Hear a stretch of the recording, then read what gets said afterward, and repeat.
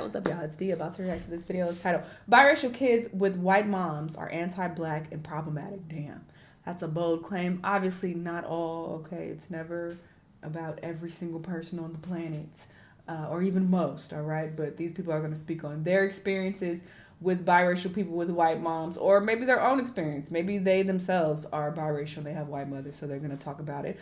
I don't personally know many biracial people, honestly. I have a couple in my family, but I don't ever see them. Like, they're very distant. So yeah, I don't know any biracial people, so I can't speak on this at all. So we're just gonna just sit and listen and hear what they got to say. Let's watch. Us biracial kids with the white moms are the most problematic. Fat people calling her racist and then calling me racist. Fat people? What they got to do with this? Did he say Cough, fat people? cough. I don't know if you can fucking see. I'm black. Or did he say black Yeah. people? You know, not the darkest, but I've definitely been kicked in the face with it, right? And she's with me. The case of Louis, who does She's with me. boyfriend, who claimed to be black, but laughed when someone said N-word, sparked a lot of discussion around biracial children with black dad and white mom, So he and got a white how mom they can then. be anti-black and problematic sometimes. Also, there are Okay, play the clip, girl. And so that is a child to a black, being black. So that is what we're going to be discussing in this video. Let's begin. a biracial child to a black woman is going to have a much different experience than a biracial child to a white woman. Because a black mom experience with racism and culture is what forces her to be aware in society. And so that influences how she raises her child. And women in the household tend to be the primary caregiver for their children. So the dad is just going to follow along. She's going to teach that to her child, which is going to influence the child to be a little bit more socially aware as well. Unless she's anti-black herself. I think that's something that a lot of people don't like to address, but it's a fucking thing where you have some biracial kids who are the child of a black mom, but she's anti-black. That's why she got with a white man, okay? Again, not all, but some are just like, okay, they don't fuck with black people at all. So they could definitely pass that down to their kids. So it doesn't help the biracial kid that their mom is black. It's like, don't help them at all if she's anti-black herself. Well, also in the white man and black woman relationship, the white man tends to be more liberal and progressive in his thinking, not painting him as the white savior, but they tend to be a little bit more understanding and open-minded when it comes to diversity and understanding other cultures, whereas a black man will put his white woman on a pedestal simply because of the color of her skin, and she has the halo effect applied to her. White women know they have the halo effect applied to them, which makes them the quote-unquote standard in society, and so that dynamic is also integrated into the black man and white woman relationship. Because of the white woman's experience in this world, and she's constantly being put on a pedestal, and her dynamic in the relationship with her black male partner influences how the white woman raises her biracial child. The difference here is the black woman and the white woman have different levels of understanding what awareness is and how people of color are treated in this world. Because of the lack of awareness, the white mom initially puts the biracial child in a lot of white spaces, but then comes to find out that their biracial child is being rejected in those white spaces because those white people consider their biracial child to be black. So then the biracial child is put into black spaces and then realizes right away that they are being put on a pedestal because of their fair skin and their proximity to whiteness. And so they realize very early on that they can weaponize that and use it to their advantage. Whereas the biracial child of a black mom and a white dad is a little bit less likely to enter into a space like that head on because they've been raised to be a bit more aware because of the discrimination that the black mom has had to face, as well as they have probably had to face as well. So that same entitlement is not going to be displayed in the community. And I'm not saying that it doesn't happen, but a biracial child to a black mom tends to be a little bit more culturally aware than a biracial child to a white mom, because the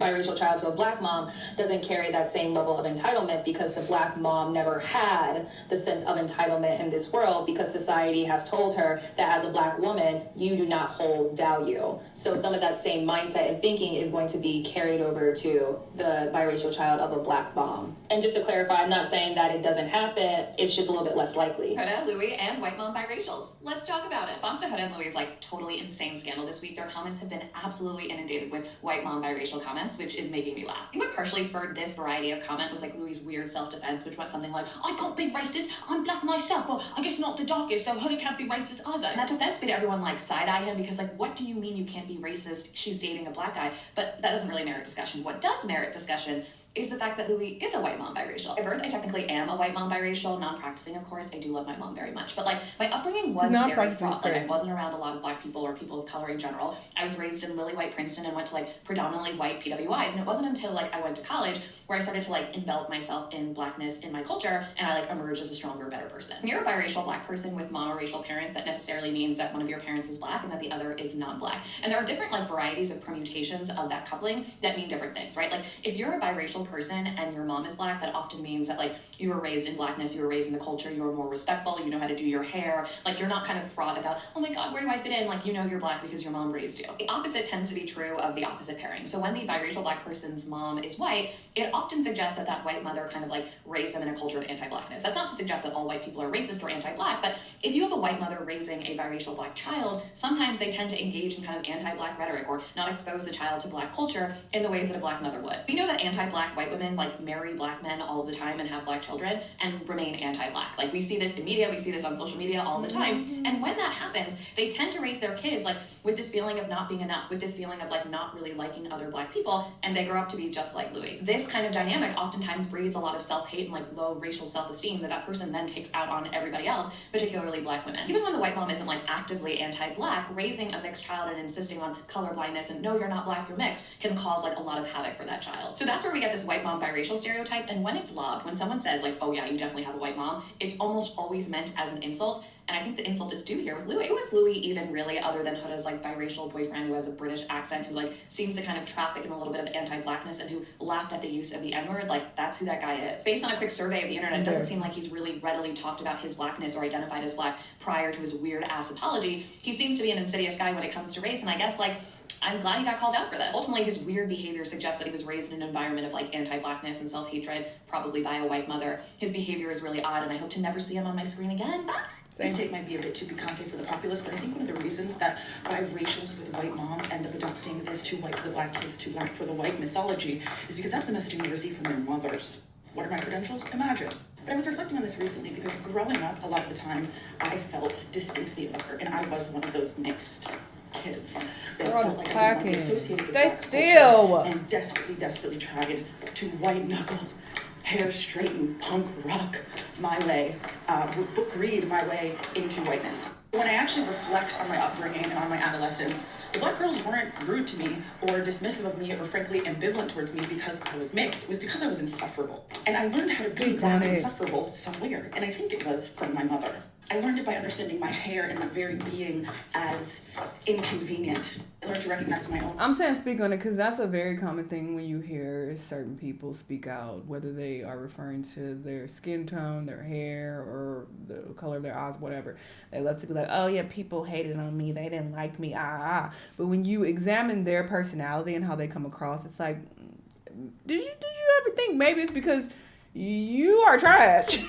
You don't seem like a pleasant person at all. So maybe people didn't fuck with you because you're just not a decent human being, and they just can sense that, and they didn't fuck with that. But you want to attribute it to, oh, it's because I got light skin and pretty eyes and long hair, and they hated on me. It's like, Blackness as a source of frustration. And I'm not saying that's not the case. Obviously, that could be the case for some people, but I find that a lot of people who I've heard make comments like that, they have been seemingly insufferable people.